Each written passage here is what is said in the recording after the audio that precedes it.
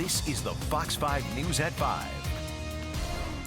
Well, you've heard a lot of people talking about Debbie Reynolds and her untimely death yesterday, saying that she was brokenhearted after learning of the death of her daughter, Carrie Fisher, the day prior. So we're asking tonight, is that a real thing, to die of a broken heart?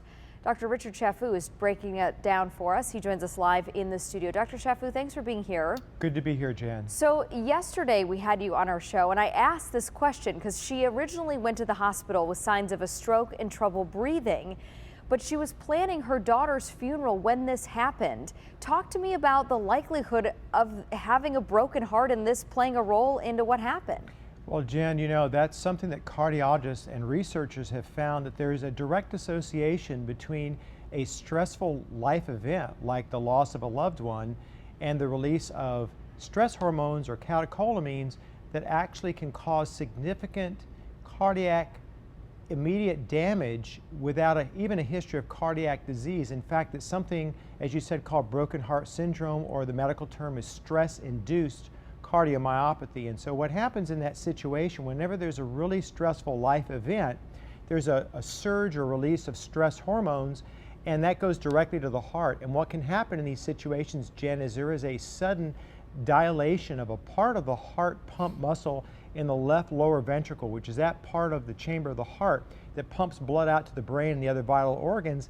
And when it dilates, it actually doesn't function so well. And so there's actually a reduced output of cardiac function, reduced perfusion. Oftentimes we'll see this more, unfortunately, in women than in men. And in her age group, for Debbie Reynolds, I mean, 85% of these cases are found in women that are anywhere from their mid-50s into their late 70s. And the symptoms are very much like a heart attack. So patients will have a very stressful event, and then almost immediately following that stressful event, they'll begin to complain of chest pain or angina and have shortness of breath. And really, there's no way to distinguish between stress-induced cardiomyopathy and a heart attack. And so obviously the best thing to do is to get right to the hospital to get evaluated. Now, the difference between these is that in stress-induced cardiomyopathies, you see changes in the EKG that are quite different from a myocardial infarction or a heart attack.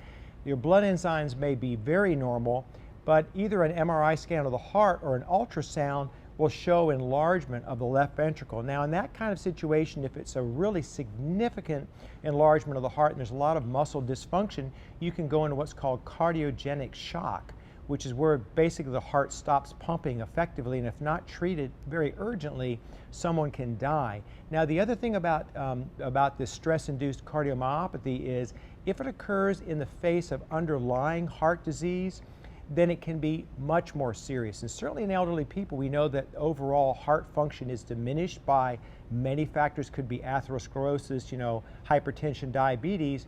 And then if you add on top of that this stress-induced cardiomyopathy, it's very easy to theorize that someone can suddenly develop and have a fatal outcome like Debbie Reynolds did, unfortunately. Right. Dr. Chaffoo, let me interrupt you there. So is there any way, even in an autopsy, that you would be able to tell whether, I mean, her son said that she likely died from a stroke, which is affecting the brain. You're talking Yes. about the heart.